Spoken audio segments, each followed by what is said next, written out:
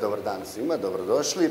Evo, ajde idemo krenuti sa gospodinom Francetićem, koji je predstavnik Hrvatskog Telekoma, koji je nekako u ekspanziji što se tiče te kupovine prava i usko je vezan uz Hrvatsku nogometnu ligu, pa da vi otvorite temu sa tim pitanjem, bi li to bila zanimljiv projekt televizijama, naravno iz marketinškog smisla prije svega jedna regionalna liga, prvenstveno se misli na regiju bivše Jugoslavije. Naime, sve to skupa se dešava ne u vakumu, nego u nekom prostoru gdje već postoje europska natjecanja, znači Champions Liga i Liga Europe, i s druge strane Max TV prva liga. Mi smo i u jedan i u drugi sadržaj već ovako jako puno investirali, znači ne samo kroz kupovinu prava, nego i kroz produkciju za Max TV prvu ligu, što znači da sada kad gledamo, kad bi se pojavila nekakva regionalna liga, pitanje je prvo gdje bi našli prostor za to. Gledatelji, pokazuje se, najviše vole gledati, na primjer, od hrvatskih klubova Hajduk i Dinamo. Kad bi sad taj interes se proširio na regionalnu ligu i opet Hajduk i Dinamo, što bi to značilo za Max TV prvu ligu? Da li bi ona bila manje interesantna i da li bi samim time onda ta prava manje vrijedila? Jel? Znači, to nije baš sasvim jednostavno.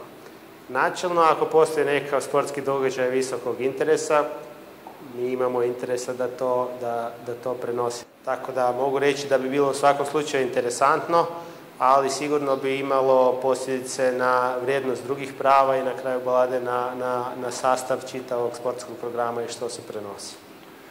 Evo, Bruno, kao predstavnik državne televizije, kako je ta ideja kako bi bila dočekana na državnoj televiziji?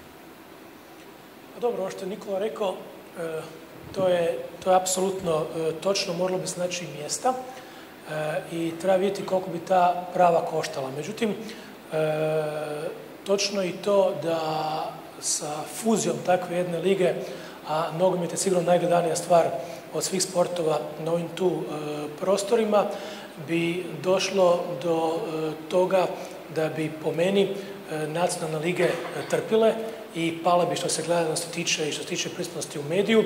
Tako isto i prošla košarka, rukomet to prolazi, vaterpolo, još neki sportovi.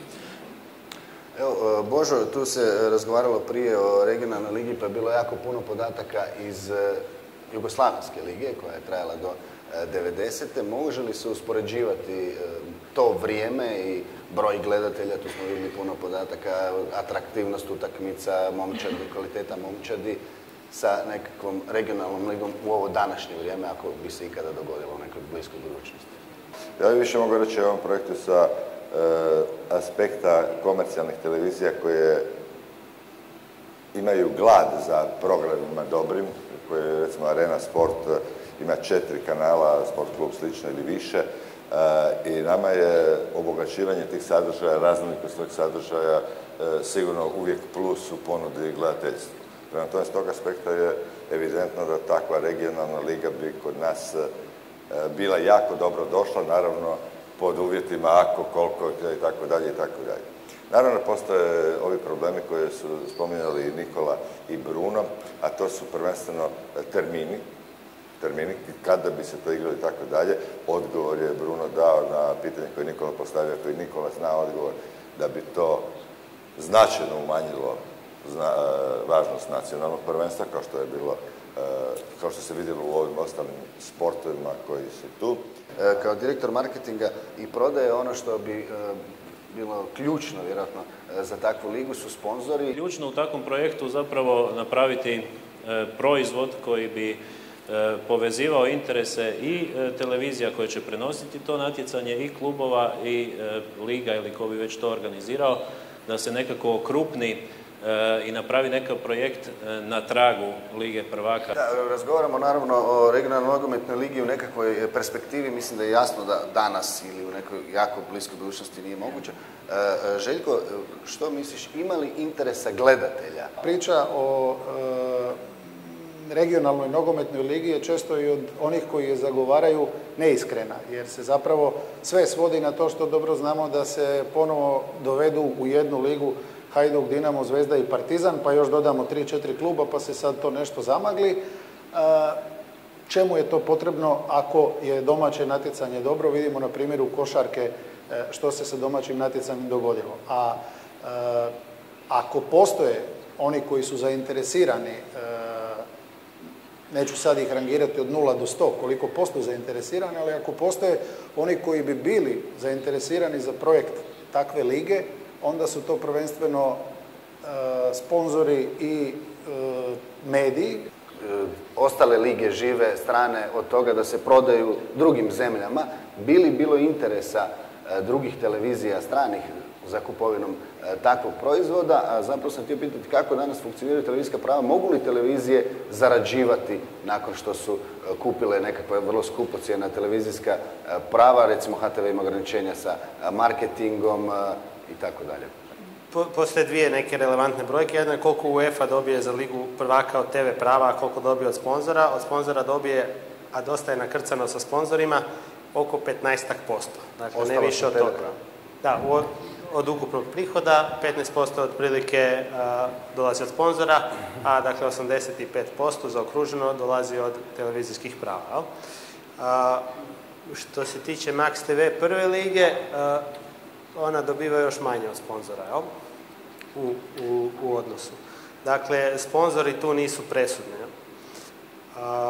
Što se tiče samih iznosa za prava, oni rastu.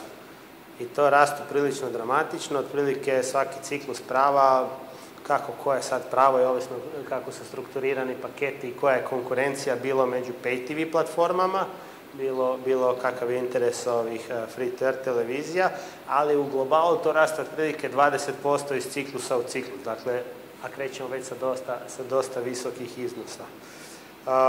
Zašto raste u vremenu recesije kad su padale cijene? Pa, zašto raste? Raste zato što, ja ću sad govoriti malo sa stanovišta telekom industrije, tehnologija je jeftinija, svi imaju pristup, ima malo stvari koje su jedinstvene i za koje postoji borba da bi to bila nekakva razlika na tržištu. Dobar sadržaj, pri tome ne mislim sad samo na sportske, ali općenito dobar sadržaj, je jedna od tih stvari sa kojima se možete diferencirati. To je naša logika u tome. Mi radimo nešto na marketingu i prodaju oglasnog prostora u okviru tog programa, ali je to opet u odnosu na ovaj drugi dio priče, znači novce koje dobivamo od korisnika za pretplatu je praktički zanemarivo. Da, evo Bruno, može li jedna televizija kao što je Hrvatska televizija danas zarađivati nakon što plati recimo prava za ligu prvaka, ne trebaš nam reći koliko su iznosi, ali može li zarađivati? Mi zapravo od lige prvaka vratimo 20% novca koje smo platili kroz marketing. Mogu slobodno reći da utakmicu zadnjeg, dakle trećeg pretkola plaćamo, na primjer, kao, ne znam, pola europskog prvenstva u košarci muškoj. Na Hrvatskoj televiziji samo nekoliko sportova koje plaćamo kada odbijemo, dakle, zaradu su u plusu.